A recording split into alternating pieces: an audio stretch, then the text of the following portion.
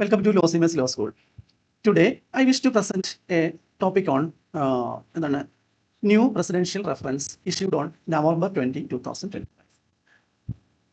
May 13 president കൊടുത്ത ഒരു പ്രസിഡന്റിന്റെ റെഫറൻസിന് ഉണ്ടായ ഒരു ജഡ്ജ്മെന്റ് ആണിത്. ഇതിനകത്ത് ഇൻവോൾവ് ചെയ്തിരിക്കുന്ന ആർട്ടിക്കിൾസ് ഏതൊക്കെയാണെന്ന് ചോദിച്ചാൽ article 200, 201, 361, 142, 143, 45 close 3 as well as article 131 of constitution of India. ഇത് ബെയർ ആക്ടിനകത്ത് നിങ്ങളൊന്ന് നന്നായിട്ട് നോക്കുക. എല്ലാവർക്കും മനസ്സിലാവുന്നതും ഇതുവരെ പരിചയമുള്ള ആർട്ടിക്കിളും കൂടിയാണിത്. ഇനി അടുത്ത ആ ക്വസ്റ്റ്യനിലേക്ക്, ആ 14 ക്വസ്റ്റ്യൻ നമുക്ക് ഡീറ്റെയിൽ ആയിട്ട് നോക്കാം. ആ ക്വസ്റ്റ്യനിലേക്ക് പോകാം. ഫസ്റ്റ് ക്വസ്റ്റ്യൻ എന്തായിരുന്നു? ആർട്ടിക്കിൾ 200 അനുസരിച്ച് ഗവർണർക്ക് ഒരു ബിൽ പ്രസന്റ് ചെയ്യുമ്പോൾ എന്തെല്ലാം ഓപ്ഷൻസ് ആണ് അവൈലബിൾ എന്നുള്ളതാണ് ഫസ്റ്റ് ക്വസ്റ്റ്യൻ. 3 ഓപ്ഷൻസ് അവൈലബിൾ ആണ് എന്നുള്ളത് നമുക്ക് എല്ലാവർക്കും അറിയാം. എങ്ങനെ? ഒന്ന് അസെന്റ് ചെയ്യുക, ബിൽ അസെന്റ് ചെയ്യുക, അല്ലെങ്കിൽ അത് റിസർവ് ചെയ്യുക, അല്ലെങ്കിൽ വിത്ത്ഹെൽഡ് ചെയ്തിട്ട് SLA, അതായത് സ്റ്റേറ്റ് ലെജിസ്ലേറ്റീവ് അസംബ്ലിക്ക് തിരിച്ചയച്ച് ഫർദർ കൺസിഡർ ചെയ്യാനും അതുപോലെ കമന്റോടുകൂടി തിരിച്ചു തരാനും ആണ് മൂന്നാമത്തെ ഓപ്ഷൻ. ഈ ഓപ്ഷൻ, അതായത് വിത്ത്ഹെൽഡ് ചെയ്യാനുള്ള ഓപ്ഷൻ, റിട്ടേൺ ചെയ്യാനുള്ള ഓപ്ഷൻ നമ്മൾക്ക് മണി ബില്ലിനകത്ത് ഗവർണർക്ക് ആർട്ടിക്കിൾ 200 ഇല്ല എന്നുള്ള കാര്യം ശ്രദ്ധിക്കുക. രണ്ടാമത്തെ ക്വസ്റ്റൻ എന്തായിരുന്നു? Whether governor is bound by the aid and advice of the council of ministers while exercising article 200 options എന്ന് ചോദിച്ചപ്പോൾ എന്താണ് പറഞ്ഞത്? Honourable supreme court held that governor has discretion in choosing among the 3 options but not bound by the aid and advice of the council of ministers. മൂന്നാമത്തെ question എന്തായിരുന്നു? Whether governor's decision under article 200 is justiciable എന്ന് ചോദിച്ചു. അപ്പം പറഞ്ഞിരിക്കുന്നത് എന്താ? It is not justiciable, however prolonged or unexplained or indefinite inaction, then the court may have issue limited mandamus directing the governor to discharge his function within a reasonable time without commenting its merit എന്നാണ് പറഞ്ഞത്. ഇത് ഞാൻ ആ correct ജഡ്ജ്മെന്റിനകത്തെ words തന്നെയാണ് ഉപയോഗിച്ചിരിക്കുന്നത്. Okay. Fourth question എന്താണ്? Article 361. Whether 361 has the bar for judicial review എന്നാണ് ചോദിച്ചിരുന്നത്. Court held that Article 361 gives the governor personal immunity, but it does not bar the court from exercising limited judicial review in the case of inaction under Article 200 എന്ന് പറഞ്ഞു. അതേപോലെ governor is personally remains immune, but the office of the governor is subject to the court's jurisdiction എന്നും കൂടി പറഞ്ഞു. Fifth question എന്തായിരുന്നു? Whether court has court can prescribe timelines for the governor's action under 200.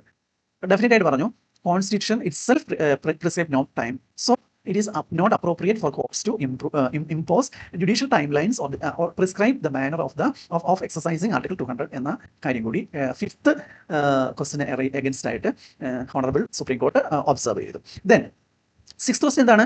200 article 200 ഗവർണറുടെ കാര്യത്തിലുള്ള കാര്യങ്ങൾ കഴിഞ്ഞു. അടുത്തത് പ്രസിഡന്റിന്റെ കാര്യത്തിൽ ആർട്ടിക്കിൾ 200 ഈസ് ജസ്റ്റിഷ്യബിൾ ആണോ? എപ്പോഴേ പ്രസിഡന്റ് ഡിസ്ക്രിഷൻ എക്സസൈസ് ചെയ്യുന്ന സമയത്ത് അല്ല എന്ന് 200ന്റെ കാര്യത്തിൽ പറഞ്ഞ പോലെ തന്നെ ജസ്റ്റിഷ്യബിൾ അല്ല എന്ന് പറഞ്ഞു. അടുത്ത ക്വസ്റ്റ്യൻ എന്തായിരുന്നു?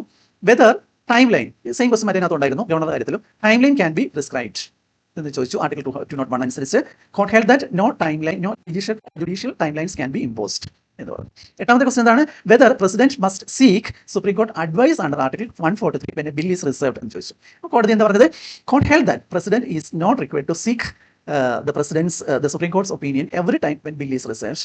അതേപോലെ പ്രസിഡന്റ്സ് സബ്ജക്റ്റീവ് സാറ്റിസ്ഫാക്ഷൻ സഫീഷ്യന്റ് ആണെന്ന് പറഞ്ഞു. അതേപോലെ ദെൻ റെഫറൻസ് ആണ് article 143 made only if president request എന്ന് കൂടി പറഞ്ഞു. ഒമ്പതാമത്തെ ക്വസ്റ്റൻ എന്തായിരുന്നു? ആർട്ടിക്കിൾ 200 201 ജസ്റ്റിഷ്യബിൾ ആണോ? ഒരു ബിൽ ബിക്കെയിം ലോ ആകുന്നതിന് മുമ്പ്, അസന്റ് കിട്ടുന്നതിന് മുമ്പ് ജസ്റ്റിഷ്യബിൾ ആണോ എന്ന് ചോദിച്ചു. Then court held that it is not justiciable at that stage. ഒരു പ്രിമച്വർ ആണ്, ലോ ആയിട്ടില്ല, ബിൽ മാത്രമാണ്, ജസ്റ്റിഷ്യബിൾ അല്ല. അന്നേരം എന്താ വന്നത്? cannot adjudicate the contents of the bill when it before becoming a law എന്നും കൂടി പറഞ്ഞു. അതേപോലെ ക്ലാരിഫൈ ചെയ്ത് എന്താണ്?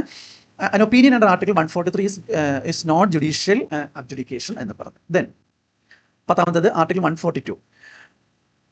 Whether Article 142 can substitute powers of governor or president or create a deemed assent എന്ന് പറഞ്ഞു.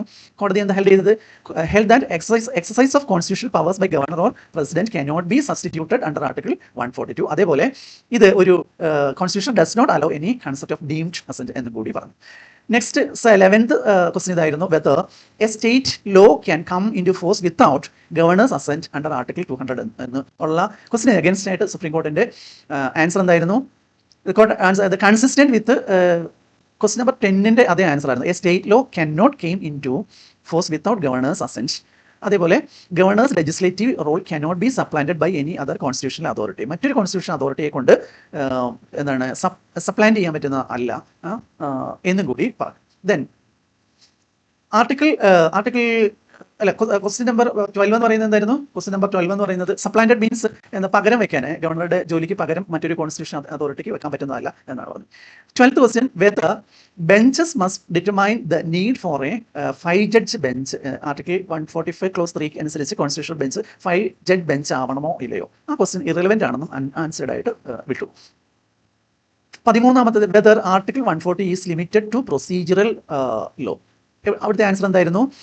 This question is overly broad and cannot be definitely answered എന്ന് കൂടി പറഞ്ഞു. ഇനി 14th ആൻഡ് ലാസ്റ്റ് ക്വസ്റ്റ്യൻ എന്തായിരുന്നു? Whether article 131 is only jurisdiction the only jurisdiction to resolve union state dispute.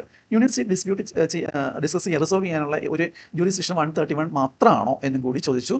അവിടെയും question ഇറവലവൻ്റ് ആണ്, answered ആയിട്ട് റിട്ടേൺ ചെയ്തു. അപ്പം നമ്മൾക്ക് എല്ലാവർക്കും വളരെയധികം ഈ സ്പെഷ്യൽ റെഫറൻസ് 1/2021 ബൈ പ്രസിഡന്റ് മനസ്സിലായി എന്ന് വിചാരിക്കുന്നു.